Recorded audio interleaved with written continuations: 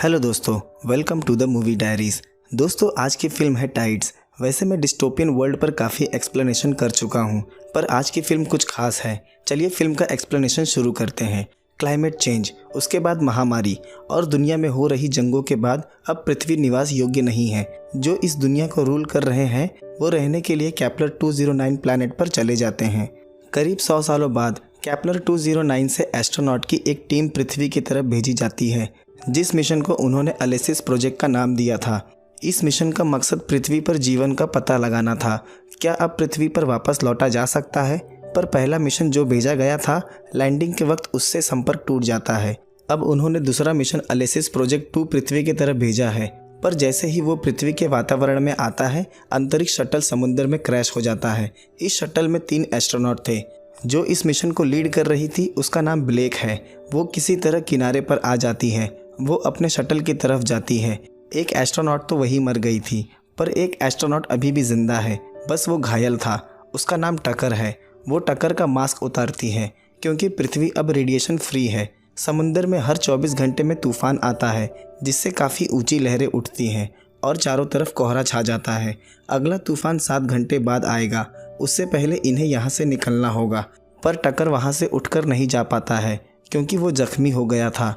Black खुद अकेले जाकर आसपास मुआयना करने का फैसला करती है। हाई रेडिएशन की वजह से केपलर पर ह्यूमन इनफर्टिलिटी रुक गई थी, जिसकी वजह से वो बच्चे पैदा नहीं कर सकते, और अगर इसी तरह चलता रहा तो इंसानों का नामो निशान इस यूनिवर्स से ख़त्म हो जाएगा। वहाँ वो एक समुद्री जीव को देखते हैं जो रिप्रोडक्शन में सक्षम था। टकर ब्लेक से बायोमीटर टेस्ट रन करने के लिए कहता है क्योंकि उन्हें केपलर 209 के रेडिएशन से दूर हुए 9 सालों से ज़्यादा का वक्त बीत चुका है। वो बस ये देखना चाहते थे क्या पृथ्वी पर ह्यूमन इनफर्टिलिटी संभव है, पर टेस्ट नेगेटिव आता है क्योंकि केपलर 209 के रेडिएशन का असर अब तक उनके शरीर पर था। टकर उसे शटल पर वापस लौटने के लिए कहता है क्योंकि मौसम तेज़ी से बदल रहा था, पर फॉग की वजह से ब्लेक को दिखाई देना बंद हो जाता है। टकर बाहर आकर हवा में फ्लेयर गन शूट करता है ताकि ब्लेक उसे फॉलो करके शटल तक आ जाए। तभी टकर को महसूस होता है कि उसके अलावा यहाँ पर और भी कोई है। वहाँ 2 शख्स आ जाते हैं। उसमें से एक शख्स को टकर चेहरे पर फ्लेयर गन से शूट कर देता है, पर जब तक ब्लेक उस जगह पहुँचती है, शटल और टकर दोनों गायब थे। ब्लेक को साउंड डिवाइस में टकर की आवाज़ आ रही थी। वो अपनी स्नाइपर गन से देखती है। दूर कुछ लोग उस शटल को घसीट कर ले जा रहे हैं। तभी कुछ लोग पीछे से ब्लेक पर भी अटैक कर देते हैं। ब्लेक को होश आता है। वो खुद को एक कुएं में पाती है। सामने टकर भी घायल पड़ा था। ब्लेक को पता चल जाता है कि ये ह्यूमन सर्वाइवर्स हैं। ब्लेक ऊपर चढ़ के टकर के लिए मेडिकल हेल्प की आवाज़ देती है। बाहर कुछ 7 से 8 साल के बच्चे भी थे। उन्हें पता चल जाता है पृथ्वी पर रेडिएशन नहीं है और ह्यूमन इनफर्टिलिटी संभव है। तभी कुएं में रस्सी फेंकी जाती है। वो उस रस्सी की मदद से ऊपर आती है। बाहर कुछ शख्स तीर कमान के साथ खड़े थे, जिसे मर्ड समूह के नाम से जाना जाता है। वो उसे पकड़कर अपने घायल साथी के पास ले जाते हैं, जिसे टकर ने फ्लेयर गन से शूट किया था। ब्लेक कहती है इसे ठीक करने के लिए उसे मेडिकल इक्विपमेंट की ज़रूरत है। वहाँ सब किसी और भाषा में बात कर रहे थे। वहाँ एक महिला थी जिसे इंग्लिश आती थी। उसका नाम नार्विक था। वो शटल से जाकर अपनी किट लेकर आती है और उस शख्स को ठीक कर देती है। उसे फिर से कुएं में डाल दिया जाता है और वो टकर से कहती है उसने पूरी कम्युनिटी को देखा है, जिसमें बच्चे भी हैं। इसका मतलब पृथ्वी का वातावरण इंसानों के रहने योग्य है और इसकी रिपोर्ट उन्हें जल्द ही केपलर 209 तक भेजनी होगी। पर मर्ड्स के लोगों ने शटल पॉड के सभी पैनल को डिस्ट्रॉय कर दिया था, पर उन्हें रिपोर्ट भेजने के लिए बायोमीटर की ज़रूरत होगी, जो कि उस शटल में है। टकर ने अपना काफ़ी खून गंवा दिया था और इस वजह से वो अपना मिशन नहीं रोक सकते, इसलिए वो सुसाइड कर लेता है। इस वजह से ब्लेक काफ़ी दुखी हो जाती है। वो अपने पास्ट को याद करती है। केपलर 209 पर जब वो छोटी थी तो पृथ्वी के पहले मिशन में उसके पिता भी थे, जो आज तक लौटकर वापस नहीं आए। उस वक्त वो अपने पिता को जाने नहीं देना चाहती थी। उसके पिता उसे यकीन दिलाते हैं मानवता को बचाने के लिए उन्हें जाना होगा, और आज ब्लेक भी पृथ्वी पर मानवता को बचाने के लिए आई है। तभी तूफान की वजह से कुएं में पानी भरने लगता है और वहाँ से ब्लेक को निकालकर बोट पर बांध दिया जाता है। मर्ड समूह इसी तरह से रहा करता था। रात ब्लेक देखती है बोट पर एक नवजात बच्चा भी है, जिसने कुछ दिन पहले ही जन्म लिया है। ब्लेक का जन्म केपलर पर ही हुआ था, इसलिए उसे पृथ्वी की कोई जानकारी नहीं थी। पृथ्वी के बारे में उसने अपने पिता द्वारा काफ़ी जानकारी हासिल की थी। सुबह तूफान चला जाता है और वो ब्लेक को लाकर फिर उसी कुएं में डाल देते हैं। वो देखती है कुछ बच्चों के हाथ में उसका बायोमीटर केस है। वहाँ एक लड़की थी, उसका नाम माइला था। वो ब्लेक को देख रही थी। ब्लेक उससे बायोमीटर केस लाने के लिए कहती है। तभी उस कुएं में कुछ लड़कियों के साथ एक महिला को भेज दिया जाता है, जिस महिला के पास वो नवजात बच्चा था। ब्लेक बाहर गोलियों की आवाज़ सुनती है। वो ऊपर छिपकर देखती है। कुछ लोगों का ग्रुप है जो इन्हें ज़बरदस्ती उठाकर ले जा रहे हैं और कुछ लोगों को गोली मार दे रहे हैं। ये हॉस्टाइल समूह था जो कई बार आकर मर्ड समूह के लोगों को बंदी बनाकर लेकर चले जाते थे। अब बस उस कुएं में ब्लेक के साथ 2 लड़कियां और एक महिला बच गई थी। बाहर नार्विक भी बच गई थी। वो माइला का नाम पुकार रही थी। माइला नार्विक की ही बेटी है। ब्लेक बाहर आकर देखती है, हर तरफ तबाही का मंजर था। नार्विक उन लड़कियों को छोड़कर वहाँ से जाने लगती है। ब्लेक उसका पीछा करने लगती है। उसके पूछने पर नार्विक बताती है माइला उसकी बेटी है और उसके पिता काफ़ी वक्त पहले बाढ़ में बह गए थे। तभी वहाँ उन्हें माइला के चीखने की आवाज़ सुनाई देती है। वो दोनों जाकर देखते हैं हॉस्टाइल समूह माइला और बाकी लोगों को बोट में बिठा रहे हैं। नार्विक के पास टक्कर की फ्लेयर गन थी। ब्लेक वो गन उससे छीन लेती है और उसके सर पर मार के उसे बेहोश कर देती है। फिर वो उन्हें डिस्ट्रैक्ट करने के लिए हवा में फ्लेयर गन फायर करती है, क्योंकि उसका बायोमीटर उनके पास ही था। पर वो बोट वहाँ से जाने लगती है। किसी तरह वो तैरकर उस बोट पर चढ़ जाती है। वो देखती है अंदर सभी मर्ड समूह के लोग बैठे हैं। वो उनके बीच जाकर बैठ जाती है। उन्हें एक जगह उतार दिया जाता है। वो देखती है वहाँ काफ़ी बड़े बड़े कार्गो शिप हैं, जिसकी सतह तक बाढ़ का पानी नहीं पहुँच पाता। उन्हें लाइन से खड़ा किया जाता है। वहाँ एक शख्स था पैलिंग। उसे शटल से ब्लेक की गन मिली थी। उसे पता चल जाता है ब्लेक दूसरे ग्रह से आई है। वो उसे शिप के कंट्रोल रूम में ले जाता है। वहाँ एक बच्चा बैठा था, उसका नाम नील है। उसे भी पता चल जाता है कि ब्लेक एक एस्ट्रोनॉट है। तभी वहाँ एक शख्स आ जाता है, उसका नाम गिब्सन था। और गिब्सन कोई और नहीं, पहले एलिसिस प्रोजेक्ट का यात्री था। वो ब्लेक को पहचान जाता है, क्योंकि ब्लेक उस वक्त छोटी थी और उसके पिता भी उस मिशन में गिब्सन के साथ थे। वो बताती है उसके सभी क्रू मेंबर मारे गए। गिब्सन पूछता है क्या उसने केपलर से कम्युनिकेट करने की कोशिश की, पर ब्लेक बताती है उसका शटल डिस्ट्रॉय हो चुका है, इसलिए वो केपलर से कम्युनिकेट नहीं कर सकती। पर उसके पास बायोमीटर है जो उन्होंने केपलर पर डेवलप किया था। पर वो पहले एलिसिस से बायोमीटर कनेक्ट करके केपलर तक मैसेज भेज सकती है। गिब्सन बताता है कि एलिसिस 1 भी पूरी तरह से डिस्ट्रॉय हो चुका है। ब्लेक का अपने पिता के बारे में पूछने पर गिब्सन बताता है मर्ड्स के लोगों ने उसके पिता की हत्या कर दी और एलिसिस शटल को भी डिस्ट्रॉय कर दिया। ब्लेक काफ़ी दुखी हो जाती है। ब्लेक के पूछने पर गिब्सन बताता है कि नील उसका बेटा है और उसने नील को अडॉप्ट किया है। ब्लेक बताती है केपलर पर सिचुएशन काफ़ी ख़राब है। सभी रिप्रोडक्टिव टेक्नोलॉजी फेल्ड हो चुकी है। अब पृथ्वी ही उनकी आखिरी उम्मीद है। गिब्सन उसे अपना प्लान दिखाता है, जहां पृथ्वी पर वो एक नई सिविलाइजेशन को खड़ी करना चाहता है और इस तरह से वो भविष्य की पीढ़ी की रक्षा कर सकते हैं। रात ब्लेक अपने पिता को याद कर काफ़ी दुखी हो जाती है। उसे अपने पिता की कही हुई बात याद आती है, किसी भी तरह से उन्हें केपलर वासियों को बचाना होगा। जाते वक्त वो देखती है गिब्सन बच्चों की क्लास ले रहा है। वहाँ वो सभी बच्चों से ब्लेक को इंट्रोड्यूस करवाता है। गिब्सन बताता है वो उन बच्चों को केपलर के लिए ट्रेन कर रहा है। वहाँ वो बच्चे ब्लेक को एक पोएम सुनाते हैं जो गिब्सन ने उन्हें सिखाई थी। तभी वहाँ एक महिला माइला को लेकर आ जाती है।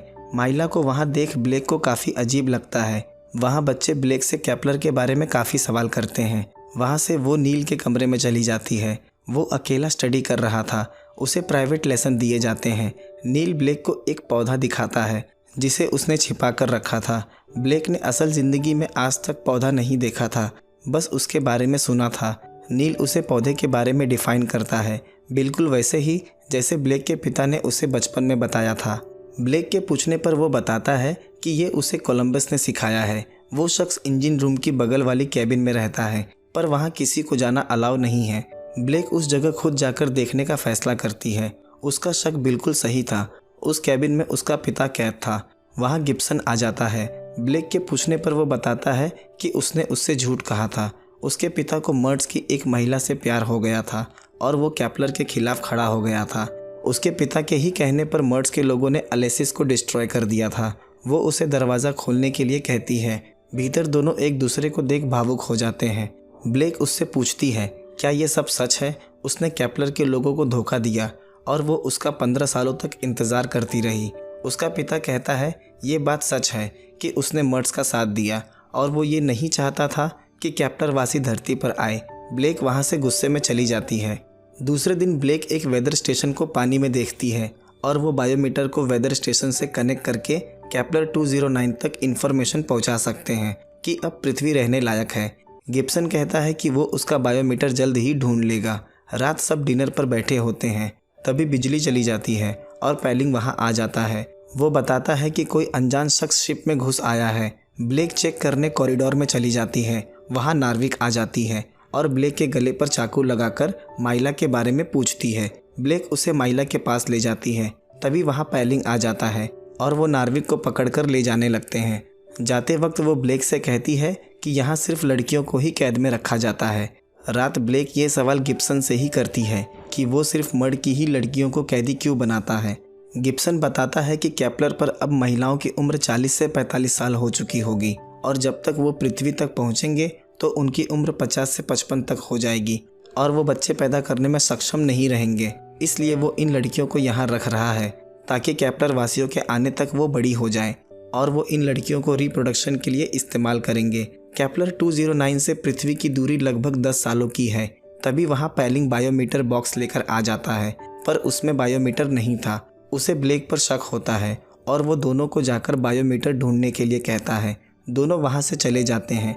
गिब्सन देखता है ब्लेक का बायोमीटर नील के पास है। ब्लेक अपने कमरे में आती है। वहाँ लॉकर में माइला छिपी हुई थी। वो काफ़ी डरी हुई थी। ब्लेक उसे यकीन दिलाती है कि वो उसकी माँ को ढूंढ लेगी। अब उसे भी पता चल चुका था कि गिब्सन गद्दार है। उसके पिता बिल्कुल सही थे जिन्होंने मर्ड्स का साथ दिया था। तभी वहाँ पैलिंग आ जाता है। वो माइला को तलाश कर रहा था। उसे शक है कि वो ब्लेक के ही कैबिन में छिपी है। पैलिंग ब्लेक के साथ ज़बरदस्ती करने लगता है। ब्लेक के गले में जो साइनाइड की गोली थी वो उसे पैलिंग के मुंह में डाल देती है और वो वहीं मर जाता है। फिर वो माइला को वहाँ से लेकर भागने लगती है। वो उसे नार्विक के पास ले जाती है और वहाँ से सारे मर्ड्स को रिलीज़ करवा देती है। फिर वो अपने पिता के पास जाती है। वहाँ वो बाहर देखते हैं गिब्सन नील और उसकी माँ को लेकर वेदर स्टेशन की तरफ जा रहा है। वहाँ उसे पता चलता है कि उसका बायोमीटर गिब्सन के पास है और वो केपलर 209 को संदेश भेजने जा रहा है। यहाँ उसका पिता बताता है कि उस मैसेज को केपलर 209 तक पहुँचने से रोकना होगा। अगर ऐसा हुआ तो केपलर वासी धरती पर आकर मर्ड्स लोगों को अपना गुलाम बना लेंगे और ये सभ्यता ख़त्म हो जाएगी और पृथ्वी पर सिर्फ मर्ड्स का हक है। केपलर वासियों की वजह से पृथ्वी की ये हालत हुई थी और अगर वो फिर वापस आए तो बिल्कुल पहले जैसा हो जाएगा। नील उसके पिता का ही बेटा है। नील की माँ वही महिला है जिससे ब्लेक के पिता को प्यार हुआ था। गिब्सन ने झूठ कहा था कि उसने उसे अडॉप्ट किया है और नील सबसे बड़ा प्रूफ है कि पृथ्वी पर फर्टिलिटी पॉसिबल है। नील ब्लेक का ही भाई है, पर उसके पिता नहीं चाहते कि केपलर वासी धरती पर आए, इसलिए उसे गिब्सन को केपलर पर संदेश भेजने से रोकना होगा। ब्लेक वेदर स्टेशन पर पहुंच जाती है और गिब्सन को केपलर पर संदेश भेजने से मना करती है, पर गिब्सन नील की मां को शूट कर देता है और नील पर गन पॉइंट करके केपलर तक सफलतापूर्वक संदेश भेज देता है। उसके बाद ब्लेक गिब्सन को पानी में लेकर कूद जाती है और गिब्सन की मौत हो जाती है। नार्विक ब्लेक को पानी से बाहर निकालती है और वो CPR देकर उसे बचा लेती है। सभी मर्ड्स वासी फिर से आज़ाद हो जाते हैं। आखिरी दृश्य में हम ब्लेक और नील को एक साथ बैठा हुआ देखते हैं और नील उससे सवाल करता है, क्या केपलर वासी धरती पर वापस आने वाले हैं? ब्लेक उसका जवाब देती है, हाँ, बहुत जल्द। उन्हें उसके लिए तैयारी करनी होगी और फिल्म इसी दृश्य के साथ ख़त्म हो जाती है। दोस्तों, पृथ्वी के अलावा यूनिवर्स में दूसरा कोई प्लैनेट नहीं है जहां इंसान सर्वाइव कर सके और ये प्रूव हो चुका है। हर साल space agencies $billion Galaxy research में खर्च कर देते हैं।